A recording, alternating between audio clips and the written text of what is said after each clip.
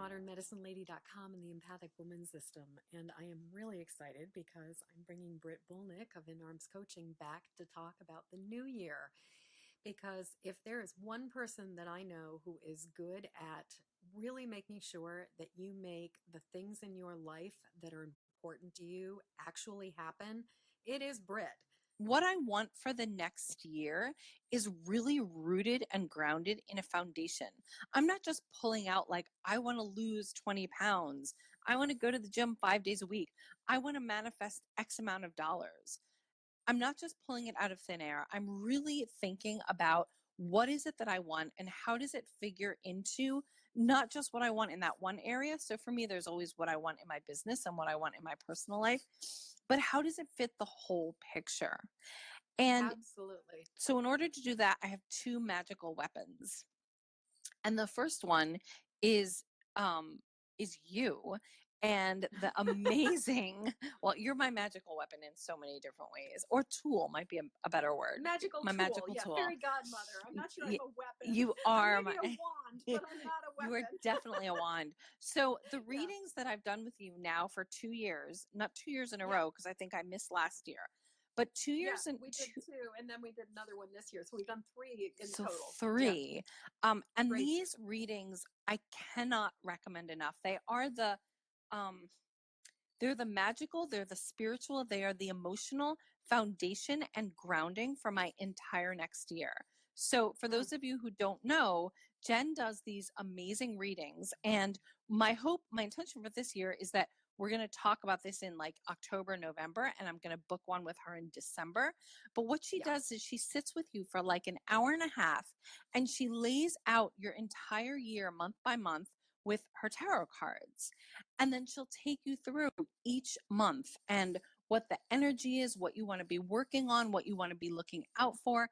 And that has become absolutely essential to me because it really gives me like a behind the scenes look, especially energetically. So for instance, and I'll use a slightly personal example, but I think it's really illustrative.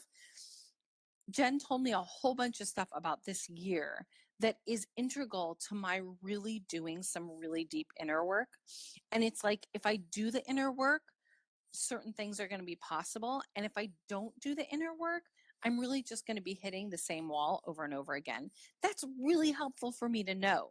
So I have my whole year laid out in front of me. I know in my business when I want to launch things, when I want to focus on new projects, what months I want to work on doing the inner work versus what months I want to be working on the outer work. And then I know like there are 2 or 3 months where I know that it's going to be really important to schedule in extra time for my marriage.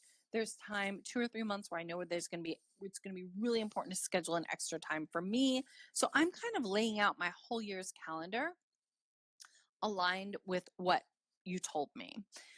The second, and that's the inner tool. That's the inner magic wand. The second magic wand is an outer magic wand, which is my going through the year and laying things out and planning ahead. So I have my big goal for the year.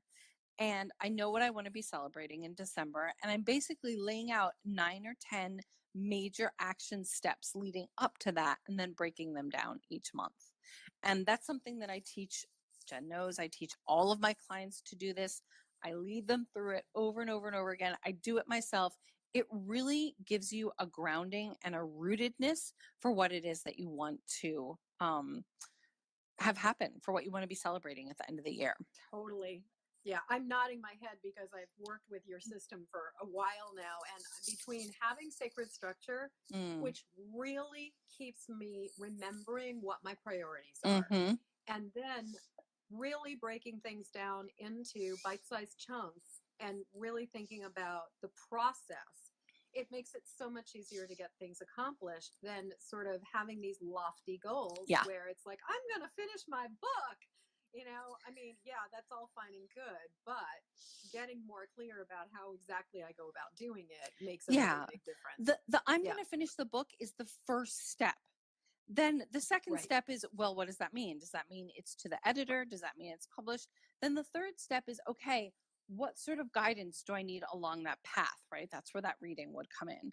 Then the fourth Right. step is, okay, on a month by month basis, what is that? Like, the intention alone isn't enough.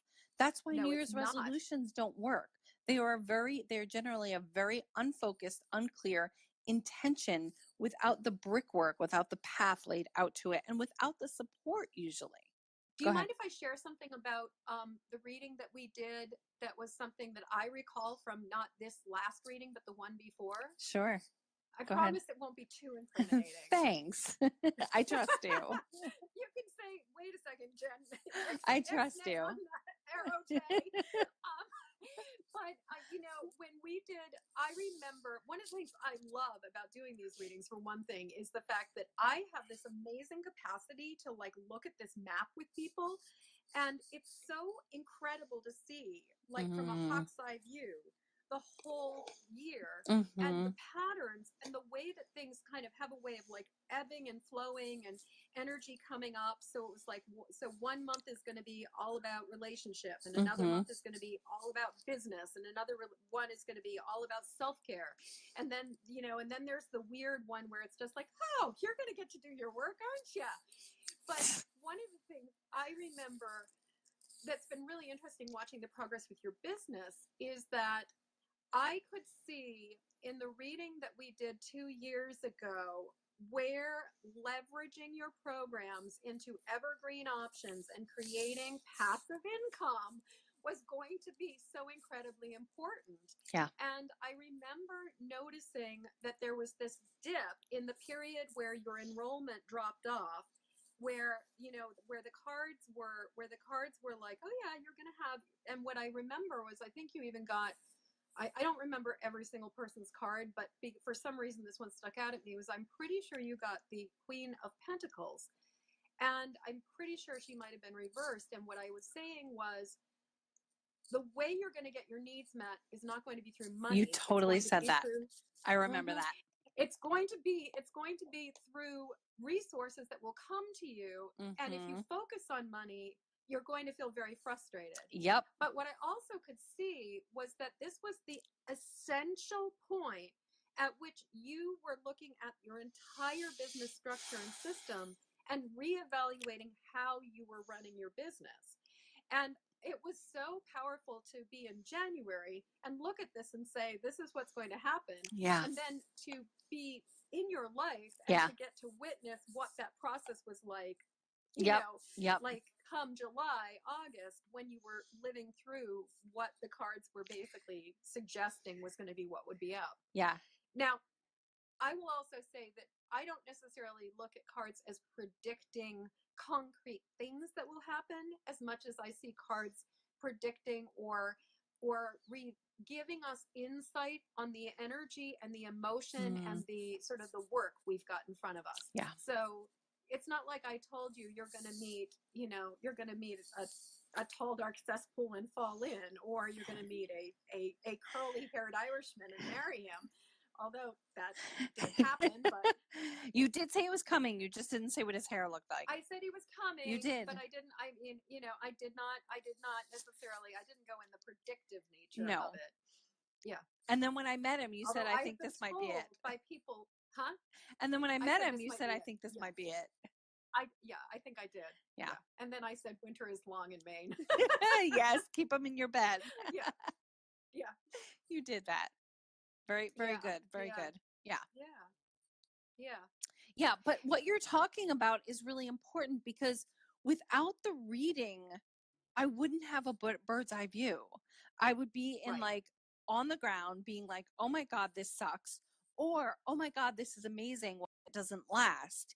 And the readings that you give me a way to, sorry, I hate this phone.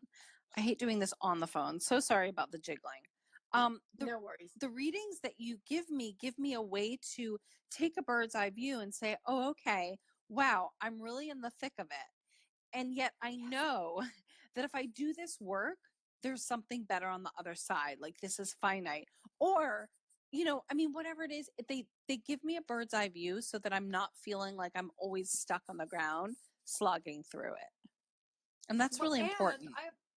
I also think that it's really helpful too that you can that you can then go back in and listen to Yeah. the reading. Yeah. Or if you know me, where I will go, don't you remember that this was the time when this was actually going to be happening? And it's so helpful to be able to be like, oh yeah, this is what I can expect from this time. It's not going to be an easy period in my life, but there's a very specific reason that it's happening. I mean, like even that whole thing with like leveraging and the money stuff that happened a couple years ago. Yeah. I really believe that that was so incredibly necessary for the massive shift that you made after that. Yeah. Like it allowed you to go, okay, I've been doing it this way for a while, not what I want to continue to do. Yep. And that's the thing about planning. When you plan ahead, you can make different decisions that actually have a foundation to them. So you're not just like chasing bright, shiny objects, and you're not just getting like, crow syndrome, but you actually have a laid out map that takes you from where you are to where you want to be at the end of the year. And you're not just reacting, which is so important. You can move from reacting to responding when you have a clear idea of what you want and what the path might be, and any pitfalls or work, or however you want to phrase it, that are in the way, so that you can just move through it instead of just be like, putting out fires and flipping out all the time. Exactly. Well, and regarding sometimes things as in a way as healing opportunities, or as almost like a detox, or as a course correct time, where instead of looking at it as, oh my God, everything's going to hell in a handbasket, it's never going to get better. Instead, it's more like, oh, I'm going through this experience for a reason, because I'm figuring this stuff out, and I'm in the process of making adjustments and course corrections. Yeah. Because the other thing I think about life is that there's this illusion of happily ever after and fairy tale. Like once you've sorted it out, that it's You're all done. gonna be good. Yeah. You're done. You don't have to do anything. And what I find is that the truth is that what worked for me 2 years ago doesn't necessarily work for me now. And that as I continue to grow and up level and upgrade, I am constantly having to make incremental adjustments. I'm constantly having to course correct, even with things that worked really well in the past. And that I'm constantly having to acknowledge that I'm ready to shift something. Yeah. So what could have been a smashing success at one point can become something Shannon just asked the wonderful question, where do I go to book a reading for the year ahead? And that is, Shannon, go to magnificentnewyear.com. The link is up above in the text of this whole thing, and you can check out all the details about that. And she's only got like 11 or 10. I've only got 9. Oh. Or I mean, like somewhere between 9 and 11 right now, but I've definitely had a few people who've been jumping on because they're like, I'm going to take advantage of this. Because they're It's awesome. really, everybody I've read for has just been so fun and so exciting. Yeah. And I limit it to this number of people because I did a big marathon session on Friday night to give people a taste of New Year's, and I read for 4 hours straight, which is retarded. Gosh. Excuse my language. Wow. And I slept for 11 hours that next day. Like I was just like, it sucked the juice right out of me. I bet you did. So, Jen, I want to tell you, on Saturday night, Sally and I went out for a dinner date, and I took my 8 pages of notes from the reading, and I just went through like each month with him and talked about like, what we wanted for Pity Posse and what we could expect in arms, and just like shared all of those notes with him. And it was such a lovely way to pull him into what I want for the year and what I want to create together with him for the year. It was really nice to have that, because he's not, I know I have the recording and I'll watch the recording again. He's not the kind of guy who would sit down and watch the recording, but he really loved hearing the notes and like discussing it with me. It was really awesome. It was nice to do together. Awesome. Well, and that actually reminds me that this doesn't have to be an individual process. This can actually be done as a couple as well, or as a business. So if somebody, it's possible to pull things and look at things from that standpoint as well, instead of just as an individual. I generally more often than not do individuals, but I have done couples and I have done, entities like businesses and things like that. And it's possible to get that kind of clarity about any of those things. Yeah. And it's just so exciting to be able to look at things and be like, oh, okay, this is what the work is, and this is what it's going to look like for the next year. And when we did mine, sorry, go ahead. I was just going to say, I'm so psyched that you got to share that with somebody. Yeah. So when we did mine, for those of you listening and thinking about this, we did 4 quadrants. We did me, home and family, including marriage, pity posse, and then in-arms coaching. So, I mean, Jen knows my life so inside and out that it was really easy for her to go all in between, but it was really nice to have a little bit of time to focus on each of those 4 quadrants that are so important to me, and really be able to get an idea for each of the 4 of them of what the year was going to ask from me and what the year was going to hold, what the pitfalls would be, what the strengths would be. And already, just because of the reading, we've had some really deep conversations, specifically for Pity Posse, because that's something that I'm doing with other people about, where we want to be focusing and what's really important. So it's been, just in the last 3 days, it's been immensely valuable. Yay! Yeah. Absolutely.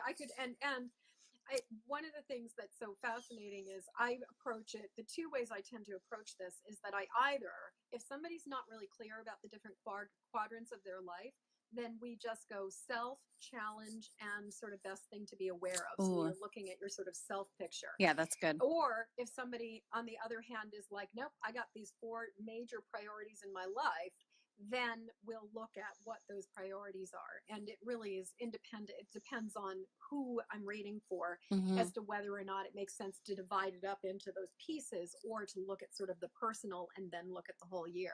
But no matter how I slice it, or no matter how we work with it, when push comes to shove, it all comes out in the wash. And basically, it ends up being a reading that pretty much covers everything, including the kitchen sink. Even the kitchen sink. Do you have any information or anything, or any other things you'd like to share at this point in time? I really want to drive home the importance of planning ahead and looking at your year and putting in space to nurture and cultivate what it is that you want to grow. There's not a single person watching who has, poop tons of free time. And it's so important to align how you spend your time with your priorities and your goals and what you want. And if there's something that you want to have to celebrate at the end of the year, you need to be working on it all year. It's really, the farming analogy or metaphor is so applicable here. You don't just throw the seed in the ground and then expect to come back a couple months later and be able to eat from that plant. You have to nurture it, and you have to find the right soil, and you have to show up to weed it and water it and tend to it. And only then does it produce something that will feed you. And whether you're talking about a relationship or a business or your parenting or your self-care, you can't just throw the seed out there like a New Year's resolution. There has to be time and space. You have to be clear about what nurturing it takes. So really just to encourage you to spend some time and give that some conscious thought and some intentional space to nurture it throughout the year, so that you can be celebrating it, hopefully with Jen at the end of this year when you book your reading for next year ahead of time, but not before I do, because I'm definitely, ending my year that way. What I'm planning on doing is I'll be opening up the calendar in November next year. I'll be there. Reading.